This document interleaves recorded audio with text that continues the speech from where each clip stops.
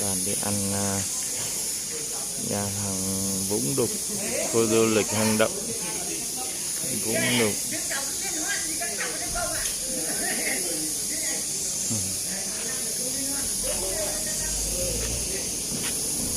Cái kho chơi trong đó cái một năm mà họ hang họ khó chua đấy.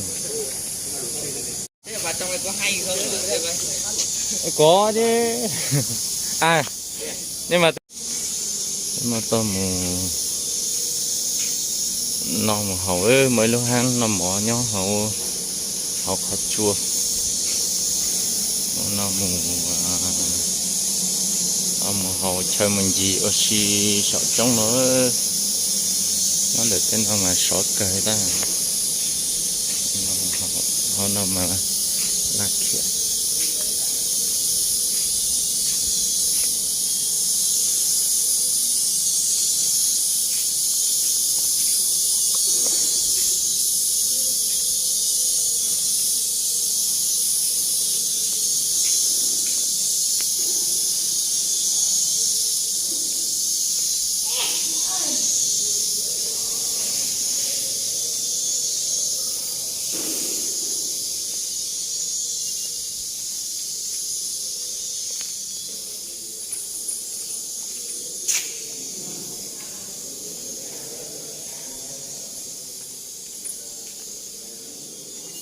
Cái tí đứa tốt rồi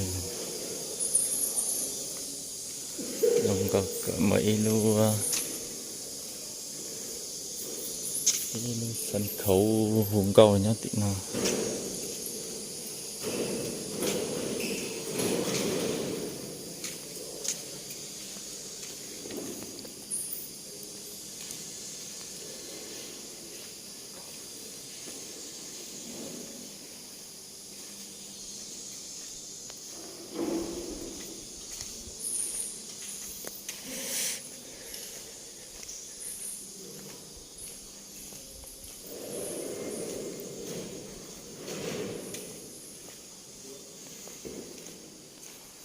Sao không ăn luôn ở trong cho nó mát.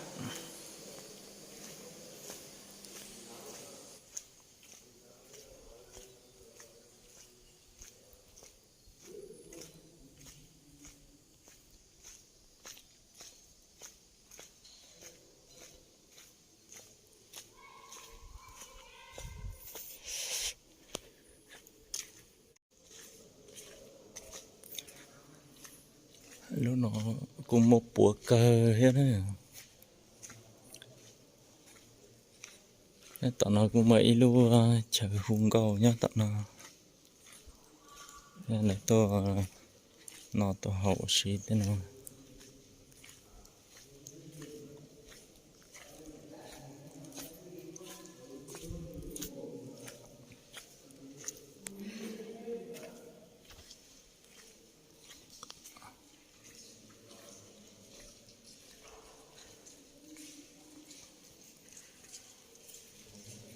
Tới lúc họ chùa nào mà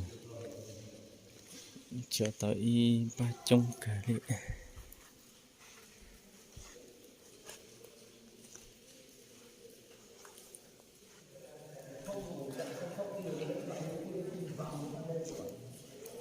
đấy. Nó đi xem xuyên sang bên đấy xong rồi thấy sang bên quản Từ đầu kia về đây đúng không? đi lên vòng lên trên xong rồi xuyên sang lại xuống. Đi một đường về. Đi một vòng, nói chung đi một vòng. Mình đi nữa sang bên đấy là nó có thấy sang biển ở bên đấy rồi. Ngay đấy mà.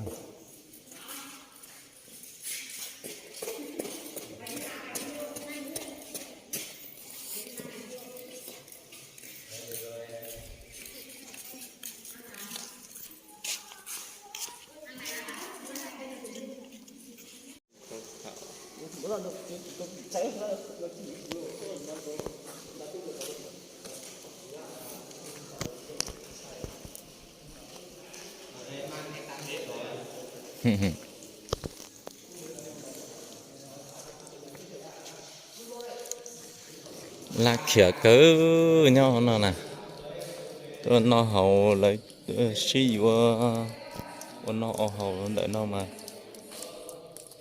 dòng cơn rồi.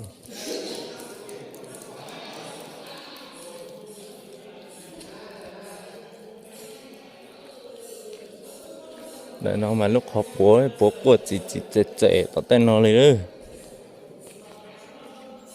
Một buổi chống cơ.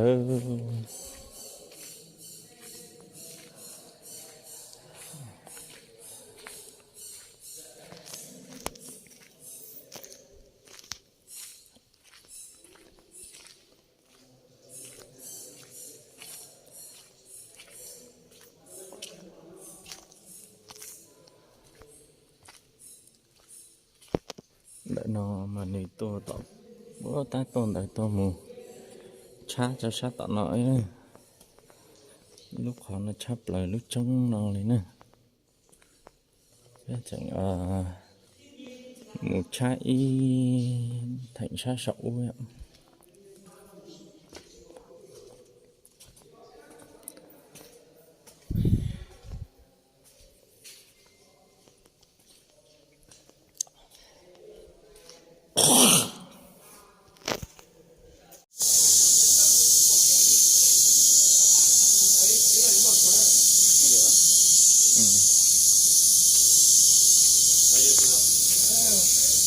Nhiều tối nhiều chim ở đây ngủ thế này à?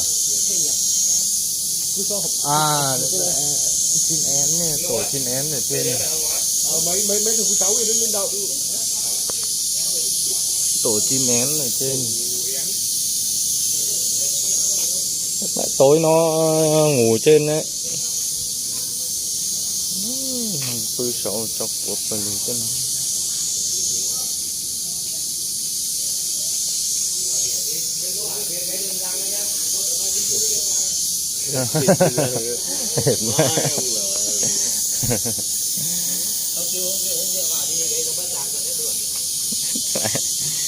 Lò láo lờ.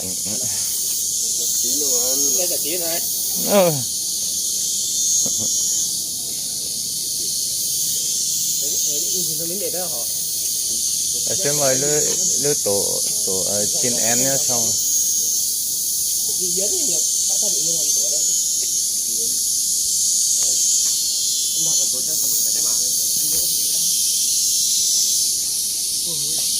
chim nó ngủ trong người không mà nhiều ấy. Nó ngủ trong đây. Nhưng điểm này là tuyệt vời đấy, không có con thú săn mồi nào có thể bắt được nó. Chỉ có nó ngủ gật rơi xuống chết thôi.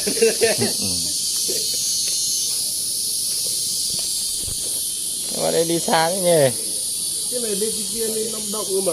Thì vậy đây mình đi rồi, mình đã đi một lần rồi. Nhưng mà hồi đấy đi lên trên kia không biết là.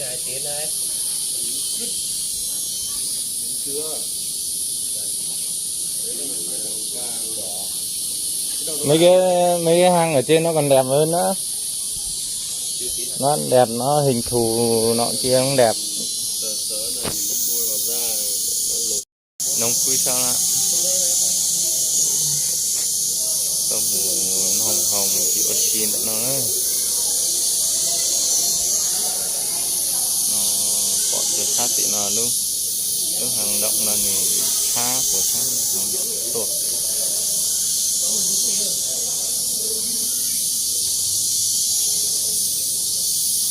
Lại cứ đi linh tinh tí cho nó thu vé á. Đầu thôi. Đúng đó. Có mấy cái cổng mà làm gì mà đi ấy được. Đi thì người ta khóa là cũng quay lại. Người ta không khóa thì cứ đi.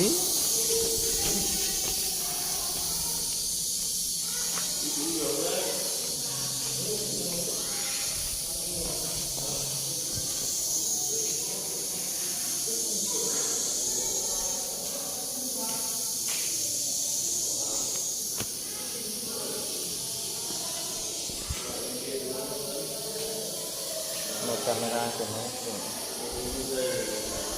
có một camera của nó.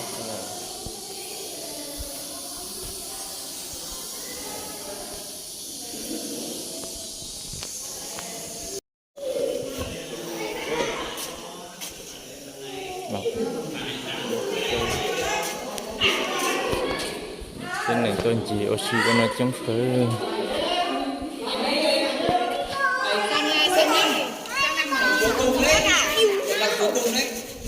Thế không ai vào được ba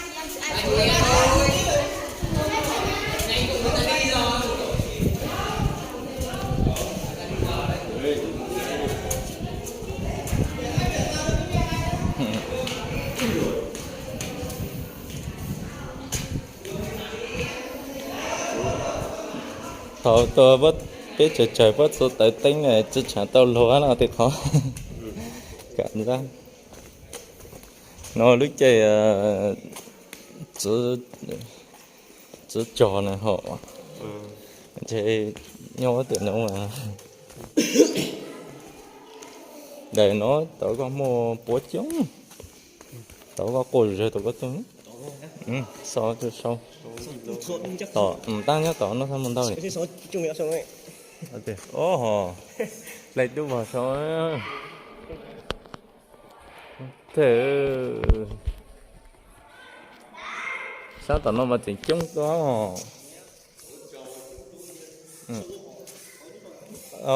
mà sau lo tao nó chưa mới lúc khó cho sao này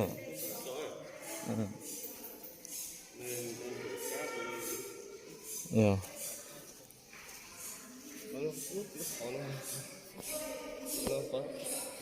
Nên đó là tự nhiên có một bù lô hàng nó có mất tiền xây nhà hàng đó cái nhà hàng xây mấy tỷ chúng thể số ta lúc vào số cuối ta cho có lưu mà thôi tôi chủ cho có lưu giá mà do nó kề nó ô tô so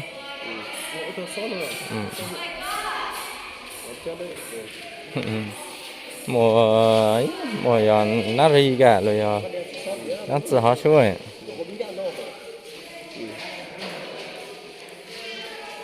mùa nó ri thì sao lên nổ sao lên trong xe to đã ô chụp họ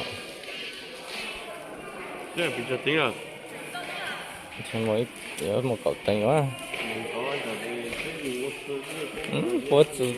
có chuyện phẳng với hết là thì cái loạn sao leo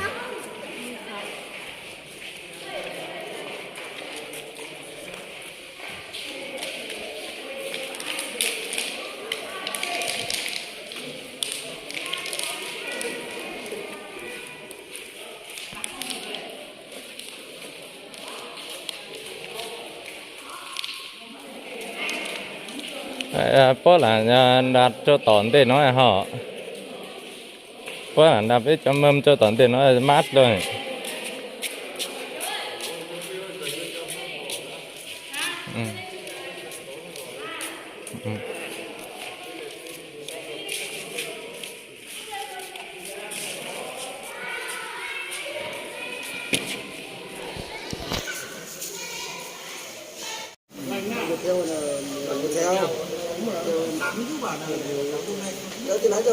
nhưng nó là nó rộng ok để nó xí xa la nó chân đợi tên nó họ lự na xa la tại việc mà nên nó họ tỏ cá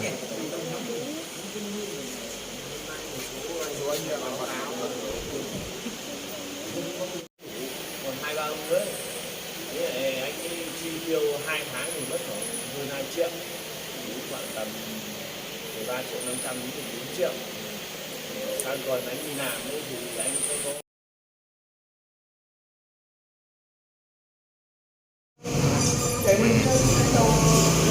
xa la ta bị nó họ xa la cũng chỉ thay khọt chùa nữa bị cho thật sâu cho sự thật sâu thay mình mê xí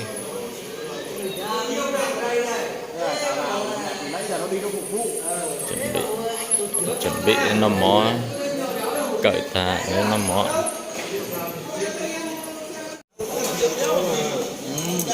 anh đi chương trình chưa bao giờ chỉ biết năm nào à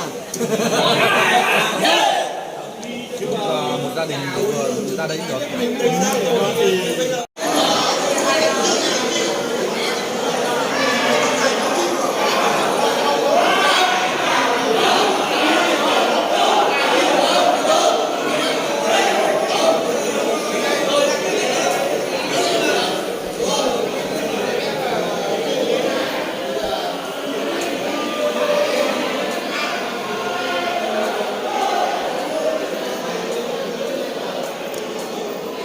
một cố tao nó mà trong đun đi xíu nữa tao nó mà chỉnh đá cha tao bé dầu nó hồng nó hết ta mà trong đun đi xíu chỉ muốn đánh vào lọt tao nó mà trong đun đi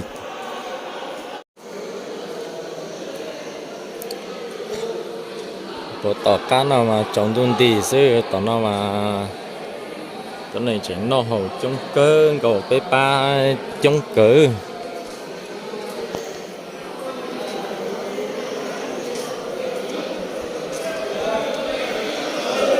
đái bậy thôi Nói vậy thôi. ừ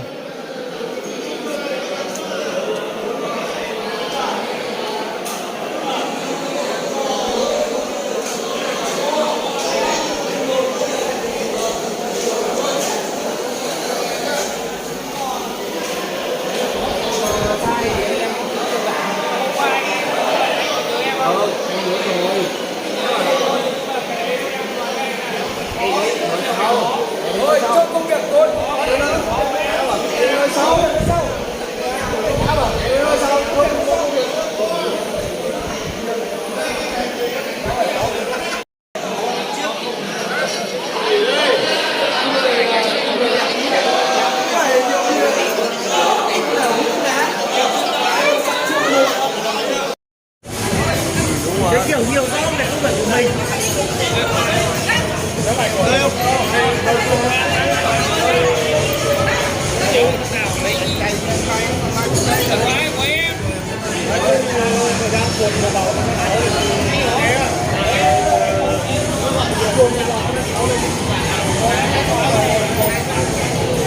Nãy giờ vải còn chưa bốc ra cơ.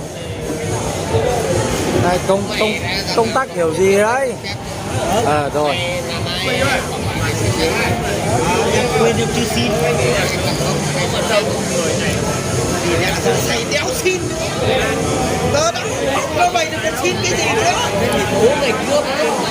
Bố ăn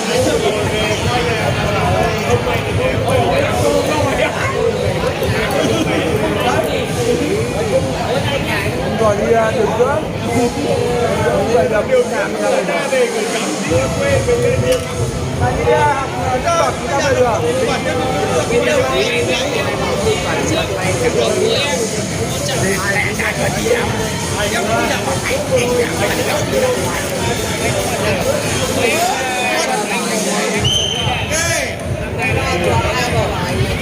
thì chưa nhưng mà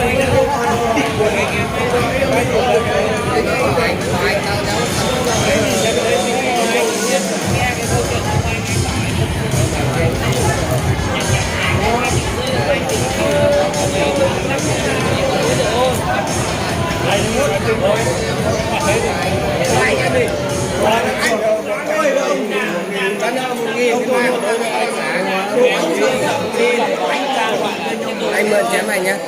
Ok. Tôi là nuôi có bao giờ tôi phải nhớ lương 20.000 đô phải điều này 20.000 đô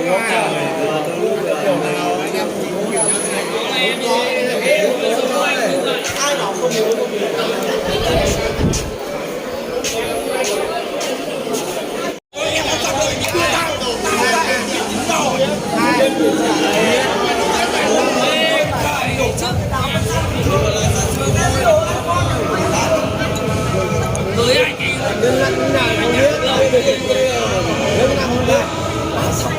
ghê nó lên cái gì lên đó lên trên lên đất ghê đâu rồi đen nhưng mà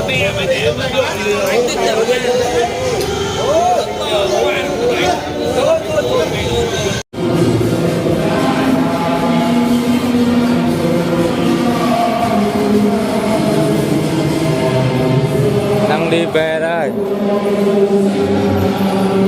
nó cho họ cậu để một chế à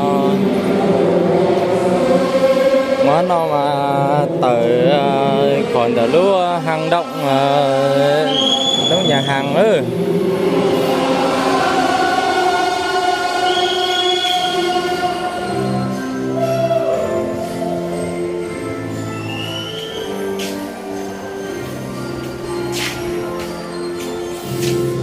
tỏ sáng đầu nó mà chán tôi lú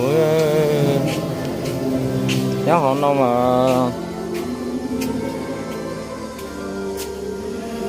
nhớ sao họ nó mà là khiển gì thế rồi